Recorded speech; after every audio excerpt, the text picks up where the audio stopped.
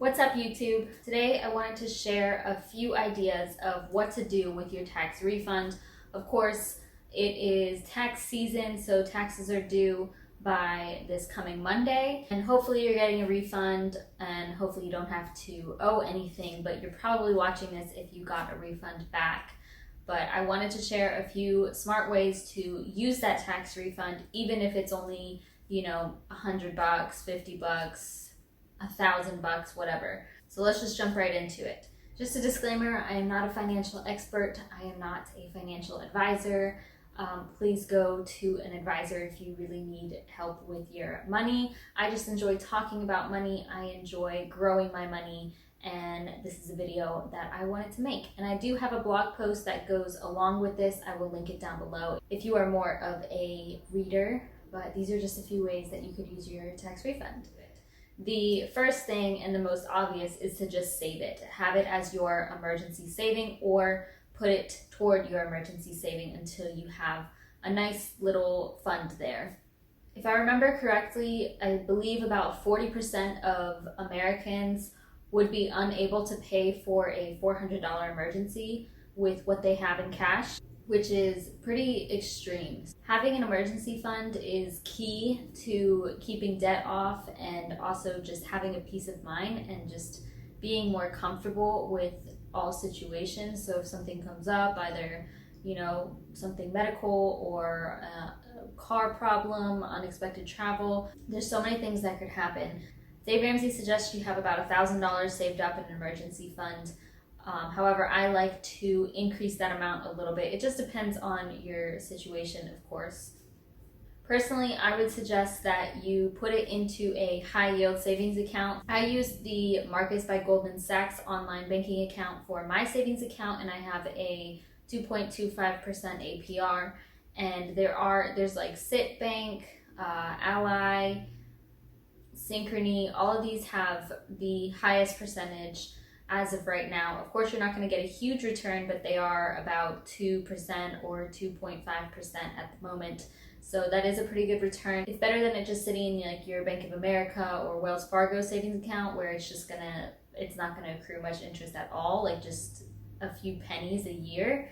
At least that's the case for my Bank of America savings account.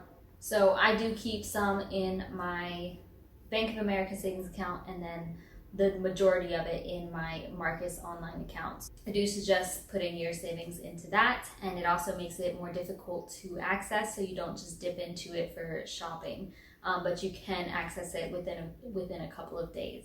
Next would be to pay off your debt, put it toward your debt. So that is my plan.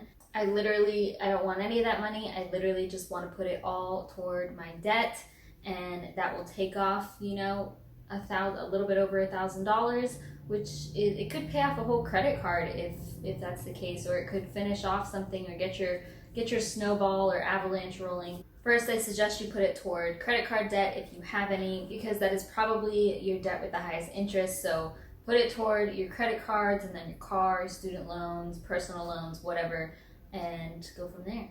Put it toward a down payment. So this can be kind of similar to savings. So maybe you have a savings account where you're saving up for a house, like a down payment on a house or a car, but the same idea. So maybe you need a new car right now, which tax season is very popular for people to get cars because they get a big chunk of cash back, but you could put that toward your down payment. The more you put down now, the less you pay in the long run. So either save that or just put it toward your down payment. So the next three fall into investing, but I want to talk about each separately because they're each a little bit different. So first, you could invest in the stock market, or you could open up a Roth IRA or a 401k. You could invest into something, mutual funds, index funds, things like that. So personally, I like to use a Roth IRA. I do contribute to one monthly, but if I didn't have debt, I would probably put my tax refund toward a Roth IRA or some, buying stocks or something. So you can use the app Robinhood if you're new with the stock market. I'll put a link down below if you want a free stock through Robinhood. I do use Robinhood myself. As of right now, I just let everything sit in there. I have not bought any new stocks lately. I just am allowing it to build up with what I do have in there, and then I just invest in my Roth. So I do really like the Roth IRA. If you have a low income, which I believe is like under 20,000 or under 18,000, which back in 2016 I did, or 2015 when I first opened it, and by me contributing to a Roth IRA at such a low income, I got an even larger tax return back. So you can actually contribute to your Roth IRA up until April 15th for the previous year, if that makes sense. So by the time you're watching this, it's probably too late to do that, or it may not be if you're watching this before the 15th, but you could put it toward your 2019 or whatever current year it is Roth IRA. And I personally love having a Roth IRA. That is my investing tool of choice. But then, of course, you could look into other things, ETFs and the index funds, like I had mentioned. Just do your research, but if you're not familiar with investing or anything like that, that is why I prefer the Roth IRA, because you just put it into, it's like an S&P 500, so it's going to hundreds of companies. It's very diversified, and it's kind of just somebody doing it for you. So next is to invest in yourself. So I think this is really important. I think investing in yourself is one of the best things that you can do, and sometimes that will require money. So you could learn something new, take a course, or get certified in something. You could read books. The books that I recommend, I can make a whole video on the books I recommend, but the top two I would say are like You Are a Badass by Jen Sincero and Think and Grow Rich by Napoleon Hill.